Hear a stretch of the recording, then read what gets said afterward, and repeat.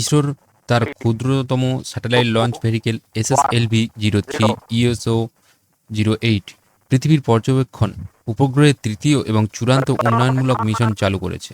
এই মিশনটি 2023 সালের ফেব্রুয়ারিতে ছোট্ট satellite launch vehicle SSLV D2 ও ESO 07 এর দ্বিতীয় পরীক্ষামূলক ফ্লাইটের দ্বিতীয় সফল উৎক্ষেপণকেই অনুসরণ করে। এর আগে এটি 15 আগস্ট সকাল 9:17 হওয়ার কথা ছিল, কিন্তু এটি 16 আগস্ট পুনর্নির্ধারিত হলো।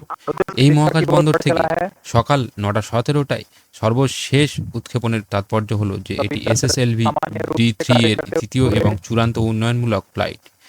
যদিও SSLV D1 ও EOS 02 এর প্রথম মিশনটি 2022 সালের আগস্টে উপগ্রহগুলিকে উদ্দেশ্যমূলক করে কক্ষপথে স্থাপন করতে পারেনি, দ্বিতীয়টি উন্নয়নমূলক ফ্লাইটটি 10 ফেব্রুয়ারি 2023-এ সফলভাবে চালু করা হয়েছিল, কিন্তু এটাও ব্যর্থ হয়েছিল।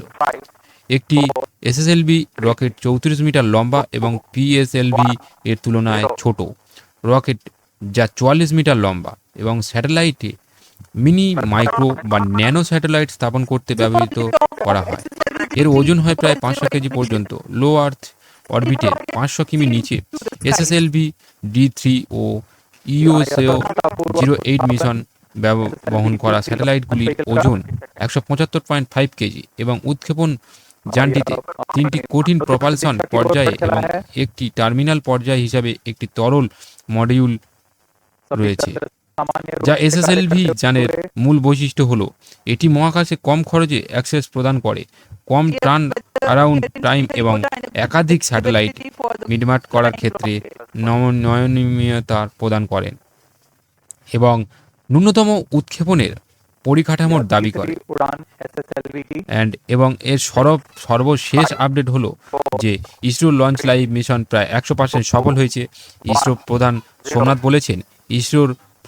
সোমনাথ বলেছেন যে এটি একটি অত্যন্ত সফল মিশন ছিল, যা আজকের হিসাবে উপলব্ধ তথ্য অনুযায়ী স্যাটেলাইটটিকে সঠিক কক্ষপথে স্থাপন করা হয়েছে এবং সমস্ত পৃথকীকরণ প্রক্রিয়া ঘটতে গিয়ে মিশনটি প্রায় 100% সফল।